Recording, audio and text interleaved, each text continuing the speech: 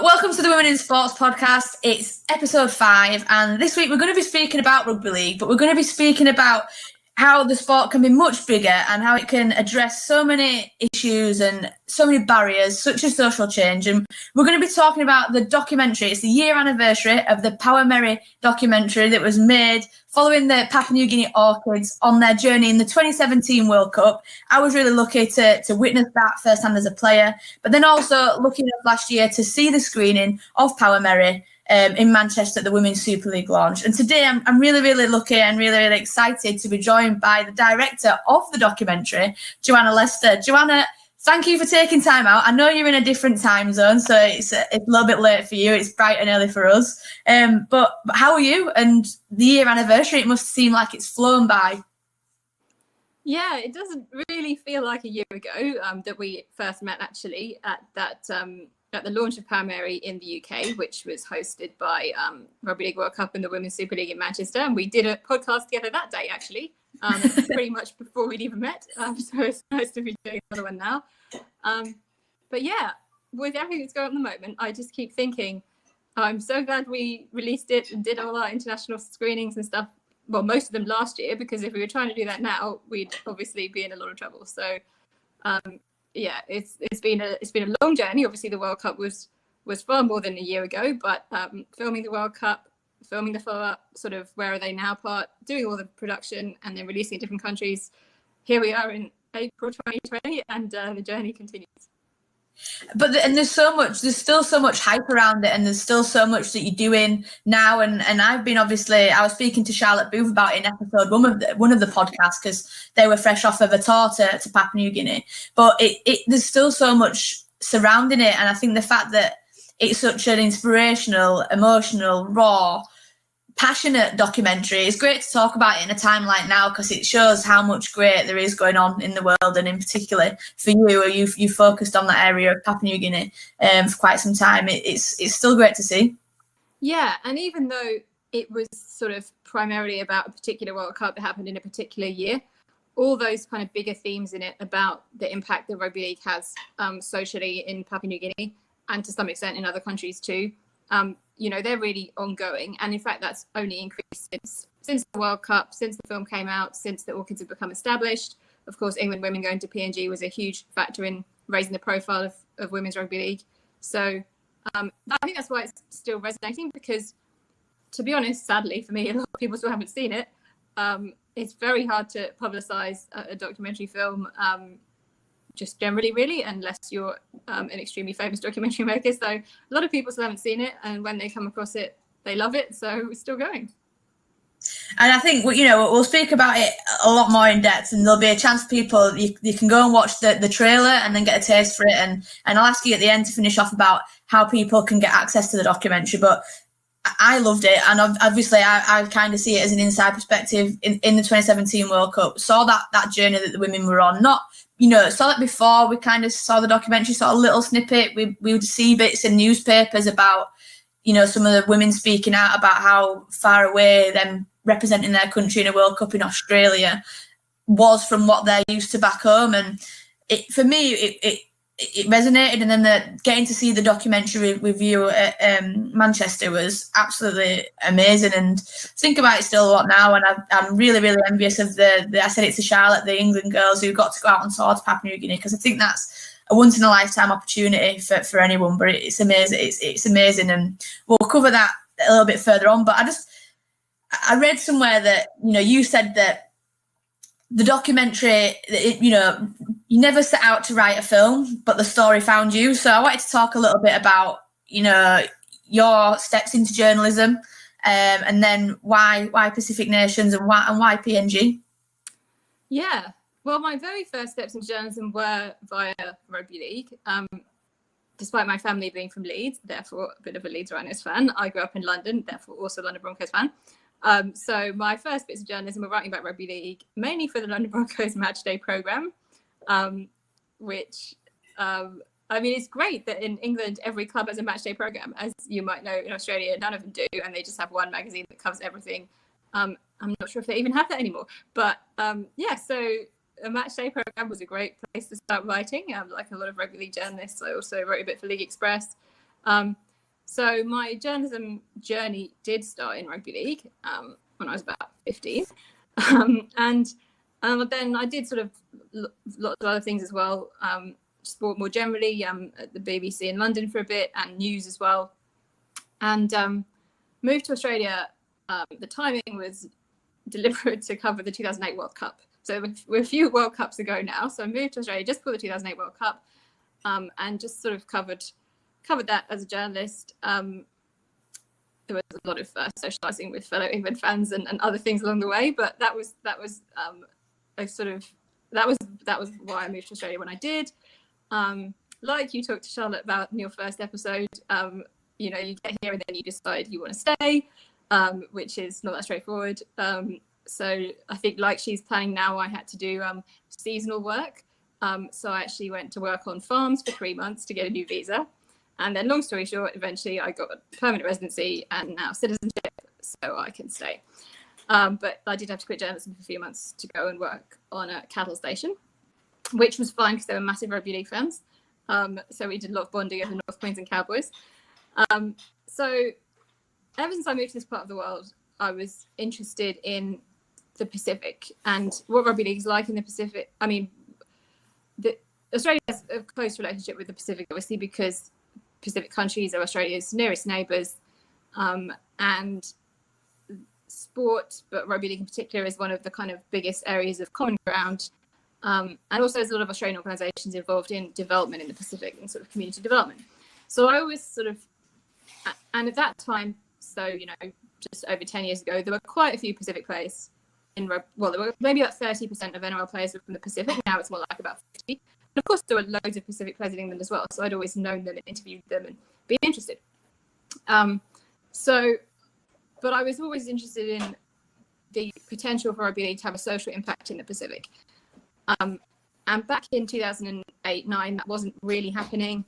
But it was sort of starting to happen, or the ideas were starting to form. And in 2009, I went to Papua New Guinea to cover the Pacific Cup, which was one of those tournaments that would have been great if it happened quite very often, but it didn't happen that often. But it happened in 2009, and it was PNG, Tonga, Fiji, Cook Islands, and that was it, those four. And so it was in PNG, and I think like a lot of rugby league fans, I'd always wanted to go to PNG because it's the only country in the world where rugby league is the national sport. It's so fascinating. We've had so many Papua New Guineans play in Super League and other levels of competition in England, and you've always heard all these stories about all those players and how they sort of never left PNG. Marcus Bai, who I've since had the honour of working with at the Commons, but you hear a lot about it. I'd always wanted to go there, and now being in Australia, it was pretty close. Still not that straightforward to go, but I went with the ARL at the time to cover that tournament, and it was that kind of really confirmed my feelings that there was so much potential for rugby league to have a really important social impact in PNG. And around that tournament, there was sort of a bit of messaging about violence against women and HIV and AIDS, which was a very big issue in PNG then. It's less of a big issue now because a lot of work has been done. But that sort of planted the seed. And over the next few years, because of the growing number of Pacific players in the NRL and the kind of growing focus in Australia in working with the Pacific for better kind of community development and social impact through sport.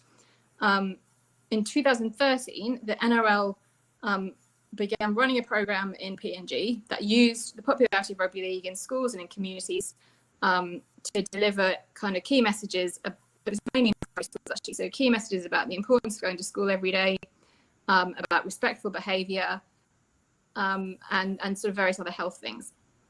And so that program was funded by the Australian government, and the NRL had a team of Papua New Guineans who ran it. And so I moved to Papua New Guinea in 2014 for a year to be the first media and communications officer on that program. So they'd been running for a few months, doing some really good activities that really kind of had an impact with the mainly the kids, but also the communities they work with. And we wanted to tell those stories more. And when I got there, as I mentioned, all my colleagues were Papua New Guinean. A lot of them were women. This program was actually really groundbreaking, the number of women employed for a rugby league program. Far more women working for the NRL in its Pacific offices than in Australia, actually, in terms of game development. So a lot of my colleagues were female, and they all played rugby league. And this was my first, my first interaction with women's rugby league. And that was sort of when I started to see that it was women's rugby league that had even more potential in the Pacific to change the way that people thought about women, to potentially reduce violence against women, to create more opportunities for women in leadership. And that was kind of how I got involved. It's such a crazy journey, but I think when you say that it's the national obsession, I'd like, until you watch the footage from the documentary, or I know that England Women released a short film from their time over in Papua New Guinea, I don't think you've ever quite seen anything like it, have you? And that's probably what's the most powerful tool, that if women are involved in something that's so popular, and you use the role models like your players from the PNG Comos. I know you're speaking about Marcus Bayer there. I think he was one of my favourite Leeds players growing up. So if a Leeds fan, the guys from PNG are going to obviously like absolutely worship him. The fact that he's been over to Super League, played for Leeds, and a PNG representative. So what was the journey after that then? So 2014 onwards, the NRL committed to having the Papua New Guinea Orchids form a team. What was your involvement with that? How did the documentary come about? Yeah, so towards the end of the first year when I was living in PNG full time, so basically towards the end of 2015, beginning of 2016, we like you say, we kind of got wind that PNG women were going to form a national team and compete in the World Cup, which was a great relief to all the women who've been playing rugby league locally for 10 years in some cases, and there still hadn't been a national team and they'd never got to play for their country. There had been a lot of false dawns about when this might happen, but finally it was happening. And so to me, this was an opportunity to sort of tell this story about women's rugby league in PNG and the impact that it was having on individual women who played it, but also the broader community and how they think about women. Having the World Cup as a backdrop to that story kind of gave me hope that I'd be able to get some funding to make a documentary, people would pay attention, etc. So rather than it just being a sort of local story, it became more of an international story. Obviously, the fact that the World Cup was in Australia was helpful to get Australian partners on board. The NRL was also one of the funding partners. The Australian government, in fact, the US government was the biggest funding partner. So basically, having the World Cup as the sort of, I'm not going to say the end of the journey, but as a really important part of the story, kind of elevated it from just being what's happening locally to this is a much bigger impact, and not only the impact that it's having on the players that you meet in the film, but the potential it has to continue doing that as women's rugby league grows in the region.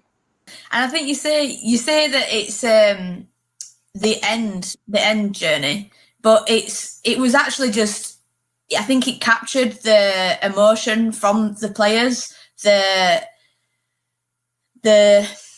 magnitude of the sort of platform that they were playing on and things like that, because like you say, that some of the players won't have left PNG ever before, so then to go and play in a World Cup, which was all televised, and we know that social media is a big thing within the NRL and for the players, but you also see in the documentary how you can sort of contextualize the criticism that the women come up against and the sort of social change that you're trying to address. And do you think it's been really, really, really great for both, communities worldwide, the importance of how big social media is and what that can mean to people, but also the journey of the Orchids and how it went from being quite toxic and, quite critical to then actually people getting behind them and being proud of the nation and the women and what they're doing because they could see how much it meant to them?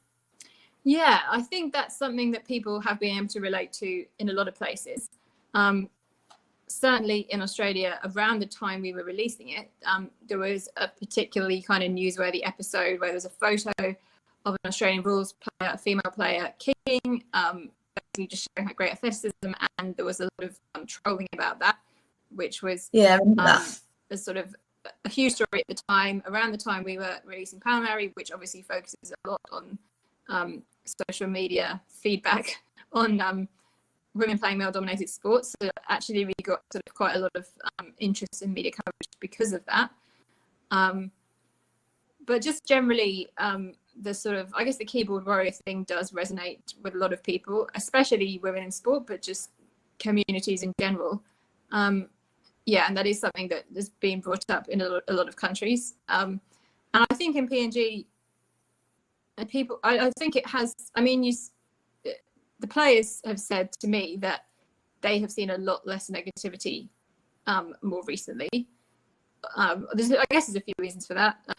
People are getting used to the idea, obviously beating England, that caused the doubters to shut up, but definitely the sort of the fact that the Orchids are now established, here to stay, have had some good results, and I think people saw them, not themselves in the documentary, although in some cases they would have been themselves because all those comments were real, but they saw people like them who, you know, sit behind a phone making comments and actually saw the impact that has on those people, whether that's in sport or not in sport, and really thought about that. Yeah, and I think it's a particularly important message at a time that we're in now of, you know, we're kind of saying it's just be kind. That's what we need people to be and we need people to do. But you speak about the players within those within the film. So I think, you know, it's an award-winning documentary. I was on the Facebook page last night, and you know the style of it. That's the award. I can see it in the background. I'm loving the backdrop. But they, at the end of the day, their life has gone from kind of just playing rugby because they love it, and that will never change. They'll always love it. But to be able to document that journey, they must be so proud to be able to, you know, show if they've got children, daughters, sons, whatever.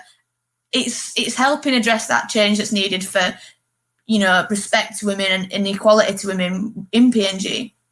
But also, how has their life changed? Because I know some of the stories from talking to you, but for people tuning in, like, what has the documentary meant for them? What has it springboarded them to go on and do? Yeah, well, all the four players who were mostly featured in the documentary, so kind of the main characters, have all gone on to do pretty amazing things since then. And even if you haven't seen it, this is not going to spoil the documentary, so I'm going to tell you anyway. So Kathy, who was the captain at the World Cup, the inaugural captain, she was somebody who I worked with every day during my year in PNG, and I guess it was her vision as a player to always see the bigger picture. You know, I couldn't have made Power Mary if there hadn't been a sort of small number of core players who were all about the bigger picture, like I was. And certainly not all of the players were about the bigger picture, and I wouldn't expect them to be. You know, there's a lot of other considerations and a lot of other challenges they've got to overcome, but Kathy was always about the bigger picture. She speaks so beautifully in the film, you can tell that. And so she's now running the NRL program across the whole of Papua New Guinea. So the one that started in 2013 that I used to work on, which is now four parts of PNG with about 20 staff, thousands of participants. So she's sort of managing that, which is a huge role. Della, who was the one who lived in the settlements, so lived in the sort of fairly low socioeconomic suburb, you might say. She kind of had, like you, had to retire from playing because of injury. Unlike you, there's pretty much no treatment for any kind of rugby league related injury in PNG. So most players based there who are sort of playing at the local level, male or female, most injuries tend to be the end of their career, even if it's something that could be quite easily dealt with in England and Australia. So Della had a shoulder injury, so she mostly stopped playing, but she started coaching her club team, her local team. And since last year, she's been on the Orchids coaching staff. So she's now one of the trainers for the Orchids. And she was one of the players who came with me to Vanuatu in March to watch Power Mary there and do some training with the local teams there. And all of the players and coaches in Vanuatu thought she was amazing. All the male coaches in Vanuatu were just hanging off Della's every word as she basically taught them how to coach, and that was just an amazing thing to watch. So Della is doing very well. Give me some tips. And it's brilliant. And then those who are still playing for the Orchids, Amelia Cook, the one who lives in Brisbane, she captained the Orchids last year in their test against Fiji. and is doing pretty well both in her playing career and also in her day job, which is as a nurse. At the moment, she's pretty busy with coronavirus, but I check in with her often, and so far it's been okay in Brisbane. And Gloria, who was the youngest member of the team who is still at school, and during the World Cup only got to play in the last match, and sort of found it quite difficult to be in the team and then have her, the high aims that she set of herself not met by actually not really getting into the run-on team very often. She is now the vice captain of the Orchids. So she is really one of the leaders now, and not only for the Orchids, but she lives in Goroka, which is one of the places where England played last year. Very involved in coaching women's teams there, setting up new teams for girls. So really those players who've played for the Orchids, which has only been, probably a total of about less than 50, or quite a lot less actually, maybe less than 40 over the first 3 years. They really are now sort of seen as role models in their communities, even more than they were before. And a lot of them are really involved in just growing rugby league for women and girls. And so they should be, because just listening to you speak about their journey is just, for me as a player, I had utmost respect for them, playing against them and playing in the same tournament as them. But then to hear the journeys that they've gone on the back of that, when they face challenges that we don't even have in the first place, so to be doing what they're doing is absolutely inspirational. And I'm glad they've all gone on to amazing things, and their journey seems to be going brilliant. And perseverance for the players now vice captain, it's just absolutely amazing. And I've seen some of the stuff that Kathy's done on some things that come up on the NRL on Facebook and things like that for PNG. So it's great, and I hope Della's all right with injury. I'm sure we can share stories about how it's rubbish, but we can express ourselves through coaching. It sounds like she's doing a brilliant job. So we speak about them key messages, and you've spoke about the link with the NRL, and I thought we could speak about it now because Amelia played in the first year, the inaugural year of the women's NRL, and she won it with Brisbane Broncos, didn't she? So what's the link like with that? And obviously you've got a national side now, international side for PNG. What do you think is going to happen in terms of, is there ever going to be a PNG Hunters for the women? Is there going to be, I've heard rumours is Elsie Albert playing in the NRL. What's the pathway for the women now, as both domestic as well as international rugby? Yes, great question. I certainly hope there will be, as you put it, a PNG Hunters for the women. I certainly think there's a good chance we'll see a PNG team in the women's NRL before we see a PNG team in the men's NRL. Things have moved so fast with women's sport. The women's NRL will be expanding at some point soon. There's obviously a huge playing base in PNG, and a number of Orchids players who are based in Australia already. In the documentary, we only had Amelia, really, but now there's, I think last year, maybe about 6 Australia-based Orchids players, one of whom actually discovered the Orchids through watching Power Mary at a screening that I went to, and then a few months later, she was playing for us. She was really lovely. So there's a lot of players, basically. Some of them are in Australia, most of them are in PNG. But people are starting to think more about pathways. You mentioned Elsie Albert, who was absolutely one of the star players for Orchids last year. She, like Charlotte Booth, moved to Brisbane this year to play in the new women's Queensland statewide competition.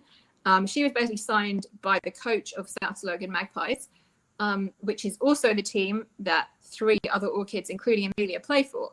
But he'd seen her play against England and against Fiji last year, and he wanted to sign her. So she became the first PNG female player to move to Australia for a playing contract, which was huge. Unfortunately, as you spoke to Charlotte about at length, that competition lasted 1 round and has now had to be cancelled because of coronavirus. Elsie's still here at the moment, I think. She's actually staying with one of the other players and her family, so there's a good PNG setup there.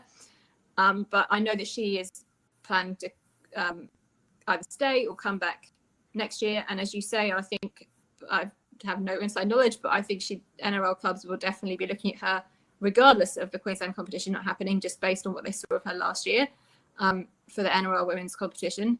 We don't know yet at this point what's happening with that, but given that it looks hopefully like the NRL men's will be resuming by mid-year, there's now a lot of optimism that the women's competition will be happening around when it should have done, which would have been about August, September. Yeah, there's so much uncertainty in it. But again, come back to the fact of the positive stuff is these women are creating they're just the trailblazers out there. They are the first to do all these things and should be so proud. And I guess obviously you've got the NRL and the links with them. And I was reading that on the shirts of the Prime Minister's Cup for quite a few years, they've had key social change messages such as strong men respect women and trying to get that, because that's the biggest barrier that the women of PNG face, is that they're kind of treated as second best, and there's a lot of domestic violence and stuff like that. So combined with the links within NRL, the great work that you've done with the documentary, and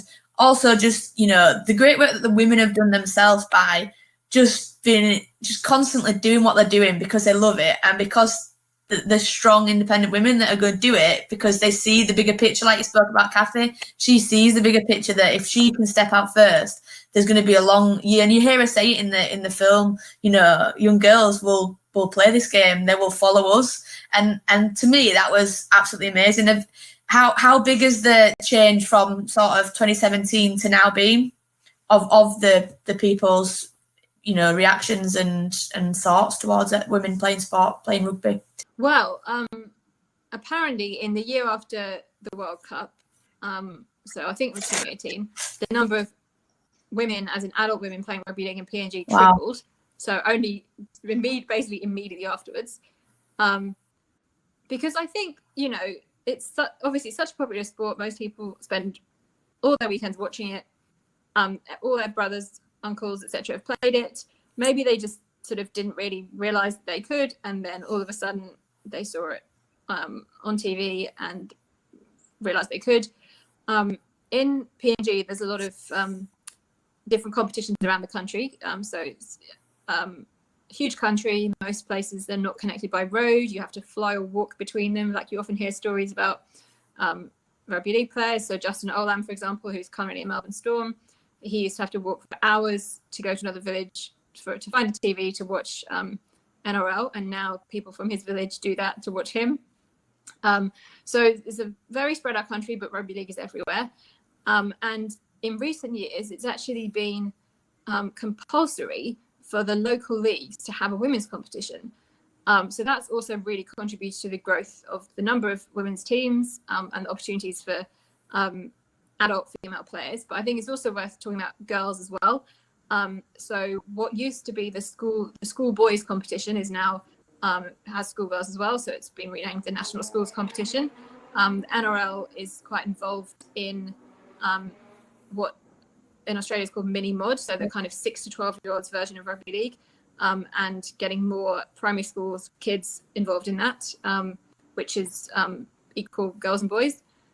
So there's a lot more activity happening with schoolgirls as well. And some of that was a direct result of the World Cup, and the momentum's just sort of been building since then. It's crazy. And I was just thinking then when you speak about all those things and the journey that the women have gone on, and then you're saying that there's these new girls who are starting that journey of, they already love rugby league, but they now see it as an option that they can play, and looking up to the players, like Amelia and the girls involved, Elsie. They've gone to Australia to a World Cup, and then they've had Australia come, England have come and played, and then the opportunity that they're going to go to England to a World Cup, and it's life changing for them and just absolutely amazing. So to have such a great infrastructure that's given these girls that opportunity, I always openly say that rugby league has changed my life and given me the opportunity to go to places like New Zealand, Australia, and Brazil, and I'm so lucky for that. And it's just absolutely amazing that the way that you can use it as a tool to do so much more. But looking towards the World Cup in 2021, how are the girls prepared? How are the girls prepping? Is the excitement building? It's not far out now at all, is it? Yeah, lots of excitement. Also excitement about the fact that this time, obviously, they'll be preparing a lot further in advance. As anyone who's watched the documentary knows, it was a bit last minute last time. How long was it? 3 months? 2 months? Yeah, about 3 months. The team was picked in August. They played the Jillaroos in the Prime Minister's 13 in September, and the World Cup was in November.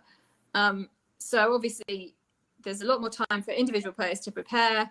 You know, someone like Gloria, who, when I first met her and when you meet her in the documentary, she was still at school. I literally went to her school to interview her. She is now finished school, but she's sort of training twice a day in the gym. There is a gym in Goroka. There's actually a National Sports Institute in Goroka, which probably doesn't look a lot like what you guys have in Loughborough, but it's the National Sports Institute, and there's a gym that national players like Goroka can access. So individual players' own preparations are really focused. There's a larger pool of players now because more talent has been identified. So everyone's really excited. And, you know, for those players who have been there since 2017, a lot of that initial nerves about playing on that kind of world stage, traveling overseas, will have gone. I mean, none of the players have been to England. I can say that with almost certainty. So that would be a whole other challenge. The weather will also be a challenge. Everyone's very excited. And I think everyone also, well, not everyone, but some of the key players, some of the more senior players who've been following very closely, you know, on social media, what's happening with the World Cup, you know, the draw, Prince Harry, all that kind of thing. And I think they will realise that this World Cup is going to be so brilliant for the women.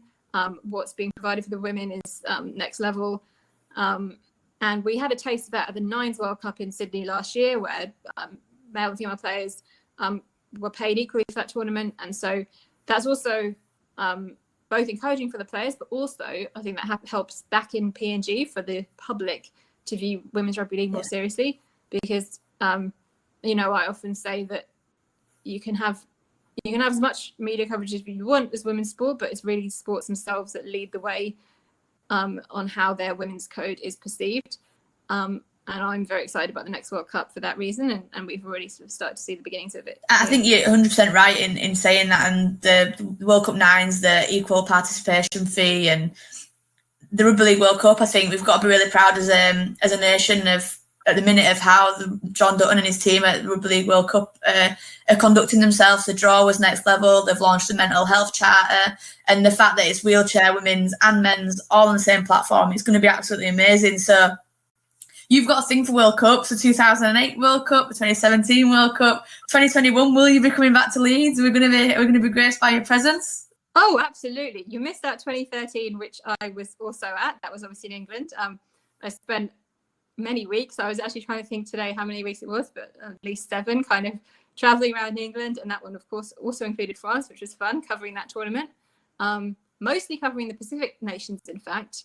I was on BBC 5 Live quite a bit with Dave Woods and his colleagues. Did a bit of work for the host broadcast with Andrew Voss, who is brilliant, and he loves PNG, and he also loves Power Mary. He came to one of our screenings and made such a beautiful speech. So that was how I got to know Vossi. So yeah, every World Cup's been very different for me. 2008 was having just moved to Australia and covering it a little bit, but also having a few beers on the way. 2013 was pretty much all about the coverage for about 5 media platforms at the same time, sometimes. And 2017, I was the media manager for the Commonwealth and the Orchids and made Power Mary, which was also a lot of things to be doing at once, but an amazing experience, you know, being based in PNG for most of that World Cup, sort of as the Commonwealths were playing their pool matches and as the Orchids were preparing before they left. It was just the most amazing time, probably the best thing I've done in rugby league, to be part of that World Cup pool matches in PNG. And, you know, it was actually quite funny because anyone who's watched previous Rugby League World Cups in England will have seen, you know, the Commonwealths come over and get thrashed by the likes of Wales on a freezing night in Bridgend. And this time, the likes of Wales got thrashed by the Commonwealths on a steamy afternoon in Port Moresby, and there was a lot of joy about that. So it was a really interesting reflection of how international rugby league has changed. And I guess one of the acid tests will be how those specific teams do perform next winter, autumn, but it'll be pretty wintry in England. And I will definitely be there, and I can't wait. And I can't wait that this time will include the women's. Oh, brilliant. Well, we can't wait to have you back in Leeds. As you said, you kind of have strong roots in Leeds, and Leeds Rhinos fan. And obviously a lot of the women's competition is going to be played at Emerald Headingley. So you won't have seen the stadium in its new glory, will you? No, because the last time I went to Headingley was actually just by coincidence. It was in... It was the last game before the South Stand came down, I think, or it was the last season before the South Stand came down, and it was the last game that I went to. It was a summer evening. It was one of those beautiful Leeds summer evenings when it was still light at 10 to 10 p.m. And that was the last time I went to Emerald Headingley. So I am. Well, it's class. It looks really, really good. And again, I'm obviously mentioned my career cut short by injury, but the opportunity for all those nations to play at what is undoubtedly the best rugby league stadium, I think, in the country. I'm going to say, obviously biased as a Leeds lass, but it is amazing. And I was just thinking when you were speaking about the journey that you've been on with PNG and the Orchids, the opportunity to come up against Brazil in their first ever World Cup. I was really lucky that I went to Brazil in December, met the women's team, met the guys who were really full on, and I didn't know whether, because you said that obviously after Power Mary was launched, a lot of the women who watched it then realised that there was an Orchids team and then started playing. And there's a guy called Rob Bergen who he is for Latin Heat, and he's kind of on a similar sort of journey. Do you know Rob? Do you share sort of stories, and talk to me about that? Absolutely, yes. Rob Bergen is one of I would say one of the heroes of rugby league, one of the most important and influential people in international rugby league, because people in England probably don't realise he pretty much has single-handedly introduced rugby league to an entire continent, which is South America, and some of it's actually Central America, so perhaps you could call that a couple of continents. But he has, for a long time, was kind of on a one-man mission. Now he's got some great people around him, but he has been so influential in identifying potential markets for rugby league. And because of the part of the world that he's working in, as you mentioned, it is also there about the social change aspect as well. So I was actually messaging Rob this week about something that I'd seen in Brazil that I thought could be an opportunity for the women's team there to get involved with, sort of similar to some of the bigger social aims with Power Mary. But there's a lot of common opportunities to use sport in general, but rugby league in particular, to get more involved in social change, which brings new partners on board. For example, I said one of the biggest funders of Power Mary was the US Embassy, and they've now sort of become much more involved in funding the NRL's Voice Against Violence program in PNG. So in a lot of these newer countries for rugby league, I think not only is social change a big opportunity, but women's rugby league is actually the biggest opportunity. And I hope there will be countries that we're going to over the next few years where we go first with women's rugby league, because that is where there's a gap. Women's sport is a big gap in a lot of countries, especially in Asia. And not only can we offer the greatest game, but we can also offer a lot of social impact through our sport. 100% the greatest game. And honestly, the size of Brazil not shocked me, because I knew how big it was, and the impact that Rob and Paul Grundy and Hugo Flores has been doing. So Hugo basically is based in Brazil and he's doing all the work, and Rob and Paul are helping with the coaching and the commercial side and stuff like that. And absolutely amazing. The distance that the teams are travelling when I went to their national championships just was absolutely incredible. I think some of them have been on a coach for sort of like 6 to 8 hours to get there, and they had to be there early. So it was just honestly so bizarre. But I think they're going to have a great journey within the 2021 World Cup. And I saw some glimpses of greatness from individual athletes. And I think that speak a few things and they'll be really, really good. And I think they'll bring the same passion as the PNG Orchids did, because you come back to there's nothing better than the opportunity to create a little bit of history. And that's what they've got. So it's great that you're speaking to Rob, and I just think that next year is going to be so exciting, and hopefully it can be as powerful and as passionate as the Orchids journey was in 2017. And I think the last thing to finish with, unless there's anything that you want to speak about, is we spoke about the documentary so much. I can't recommend it enough. I think it's absolutely brilliant. So you give the opportunity to tell people how to access your award-winning documentary at the moment. Oh, thank you. Well, at the moment, everyone in most countries in the world are stuck at home, but you can still access Power Mary. First of all, you can buy the DVD. I've got one here to show you. This one's actually signed by Amelia Cook. You can buy the DVD from our website, or if you don't have a DVD player, because you know in 2020 we're never too sure what people have, you can even buy it on a flash drive if that's more appropriate. We're also really encouraging people to host screenings of it, despite the fact that most of us are in a lockdown. So we're having virtual screenings. We had a great one last week with a university here in Australia where basically the film was made available for 12 hours on a certain day. So people could watch it on their own time on that day, but then there was a sort of discussion about it and sort of social media conversation about it. And so a lot of people who hadn't seen it saw it in that way. So we're still totally encouraging rugby league clubs, especially a club that right now their players can't see each other, they're feeling a bit disconnected. They could host a screening on a certain day, get all the team members to watch it in their own homes, and then get on a video call and talk about it or something like that. So at this time when we're all a bit disconnected, especially in women's rugby league, which is something I've been sort of working to try and address a bit, something like Power Mary can bring people together, bring a bit of perspective and remind us all what we've got to look forward to when everything 100%.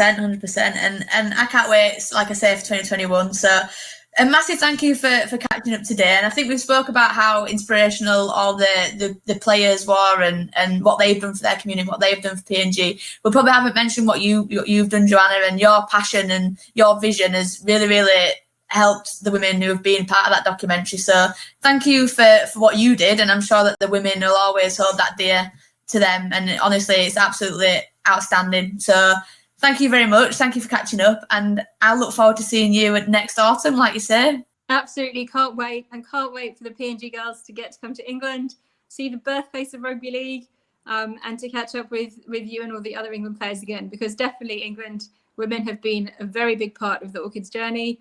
The first World Cup match, the tour last year. I mean, to think that England women came on a rugby league tour to PNG is something that even 2 years before we could never have dreamt of, and it's already happened. So I think, but we're very well connected through Women's Rugby League, and that will only continue. 100%. Well, good luck to you, and wish all the best for the PNG Orchids preparations ahead of 2021, and we'll look forward to seeing you all then. And thank you very much. There's only 3 common denominators in this country. 1 is God. 2, Tokpisin Mibla Toktoke. 3 is rugby league. Just called rugby league. I'll be paying attention. The only nation in the world with rugby league as their national sport. The United Nations Human Rights Commission says Papua New Guinea is failing in its duty to protect women. In our culture, ladies are always treated second to men. A national women's rugby league team is being formed. They'll be known as the PNG Orchids. 2 months to get a team ready for a World Cup is not a lot of time. We know how to play rugby league, let's do it. Just playing together for a few months, if we can put up a good fight against some team that's played for years, and it says in itself how far we can go.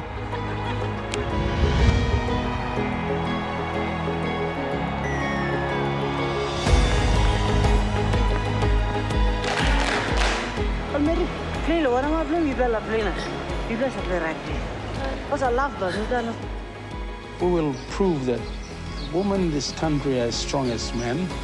Mama go play balloons.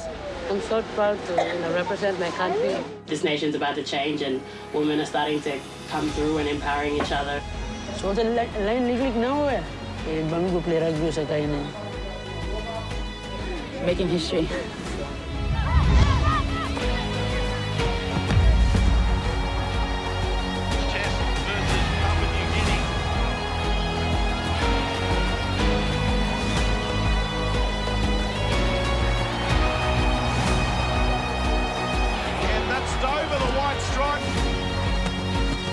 She's got the ball down. The Orchids under all kinds of pressure here. You girls know how to win a game. We just haven't been doing it. We fight till the end. Can Papua New Guinea do the impossible? They have got nothing, girls. We are in this game. The little things in between. Okay, they're the things that win games. It's not a bad one. Oh, fumbled by England. Chance here for the Orchards. And they score their first ever World Cup try. Experiencing. It's the dream and come true.